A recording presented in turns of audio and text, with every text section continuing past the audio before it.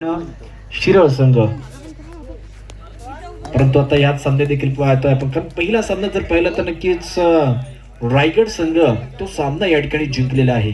परंतु दुसऱ्या सामन्यात आता शिरळ विरुद्ध या ठिकाणी हाच पद्मावती मुंबईचा संघ असेल. लाथेचा वापर केला होता पहा मधल्या फळीत या ठिकाणी बॅकिंगचा वापर या ठिकाणी केला होता. अशा पद्धतीचा खेळ आहे. परंतु याच्यानंतर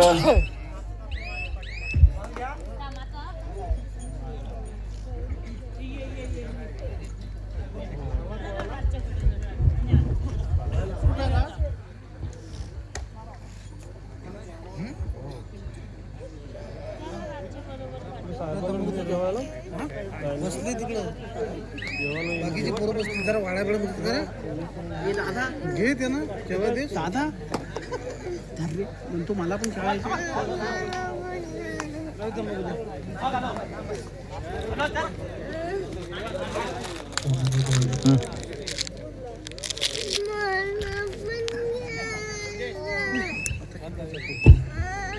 याच्यानंतर होणारा सामना कानोबा दळपटणे विरुद्ध रासाई कृपा बी संघ. रासाई कृपा कोंडे बी संघ आणि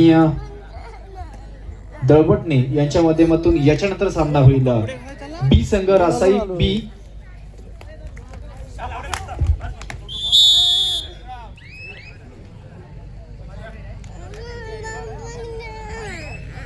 रासाई कृपा कोंडे बी संघ आणि कानोबा दळपटणे दोन्ही संघांसाठी हा महत्वाचा पहिला पुकार आहे. परंतु या बेची ही चढाई देखील पाहायचं, फार निर्णायक चढाई असेल आणि त्या निर्णायक चढाईमध्ये खेळ देखील तुम्हाला निर्णायक करावा लागेल. 6चा समय या ठिकाणी असताना मध्यस्थी मात्र पहा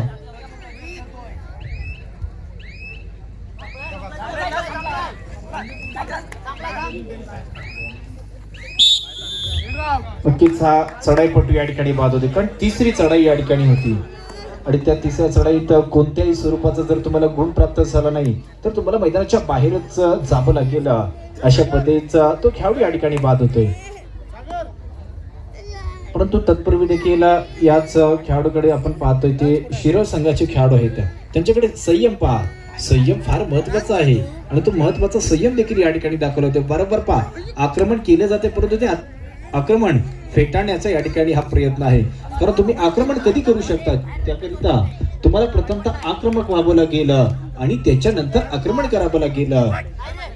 त्याच वेळी हे खेळाडू मात्र पहा शिरळ संघ मी सांगितलंय की एक तोरा मुलाचा जबरदस्त संघ आहे. शेवटची काही सेकंद देखील या ठिकाणी असल्यानंतर पुन्हा एकदा इथे मात्र पहा हाच एक शिरळ संघाचा एक आघाडीचा चढाईपटू आहे, एक भरोशाचा खेळाडू आहे ज्याच्यावरती भरोसा दाखवला होता की चढाईमध्ये जायचं आहे. कोणत्या तरी खेळाडूला मात करण्याचा प्रयत्न या ठिकाणी होणार का की मात्र या ठिकाणी पाहायचं इथे एकंदरीतच हा डावा गोप्याक्षक खेळाडू ही पकड या ठिकाणी करतोय. महत्वाच्या क्षणात अचूकतेने केलेली ही पकड या ठिकाणी पाहिली, ज्याच्यामध्ये डावा गोप्याक्षक खेळाडूची भूमिका मात्र निर्णायक पद्धतीची या ठिकाणी झाली. त्यानंतर हा खेळाडू एक चांगल्या पद्धतीचा जो आक्रमण करू शकतो, चांगलं स्टेपिंग, चांगलं फुटवर्क, चांगलं पदालित ज्या खेळाडूच्या माध्यमातून आहे तो हा खेळाडू या ठिकाणी. ज्याचा जर्सीचा क्रमांक पाहिला तर 2 आहे, परंतु कामगिरी जर पाहिली तर 1 नंबरची कामगिरी करण्याकरिता तो मैदानामध्ये आलेला असेल. आणि मात्र पहा ज्या खेळाडूच्या नावाचा उल्लेख केला तो खेळाडू या ठिकाणी उल्लेखनीय कामगिरी या ठिकाणी करतोय. कानोबा दळपटणे संघ आपण सज्ज राहायचा. याच्यानंतर आपला सामना आहे कानोबा दळपटणे विरुद्ध रासाई कृपा बी.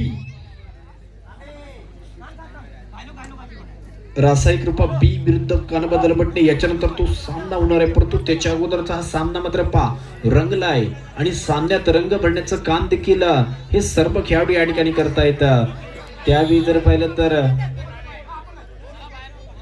बोनस +2 म्हणजे ही सुपर एड या ठिकाणी झाली. एका चढाईत 2 खेळाडूंना स्पर्श झाला, एक बोनस स्वरूपाचा गुण प्राप्त झाला आणि अशा पद्धतीत ही सुपर एड या ठिकाणी केली जाते. अशा प्रसंगी ही सुपर एड या ठिकाणी केली जाते.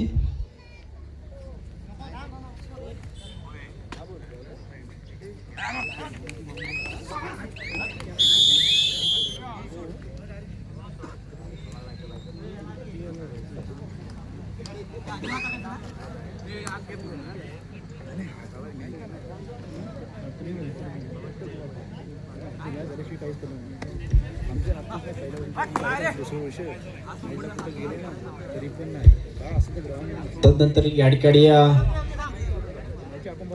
जर पाहिलं तर अशा प्रसंगी या ठिकाणी हा खेळाडू, कारण इथे कित्येक वेळ आपण पाहिलेला आहे की जर पाहिलं तर 2-3 खेळाडू मध्ये जर आता प्रो कबड्डीच्या नियमाप्रमाणे जर विचार केला गेला तर सुपर टॅकलची संधी असते. जेव्हा जेव्हा 3 आणि त्यापेक्षा कमी खेळाडू एखाद्या पकडपट्टूला पकड करतात तेव्हा मात्र संघाला या ठिकाणी 2 गुण प्राप्त होत असतात.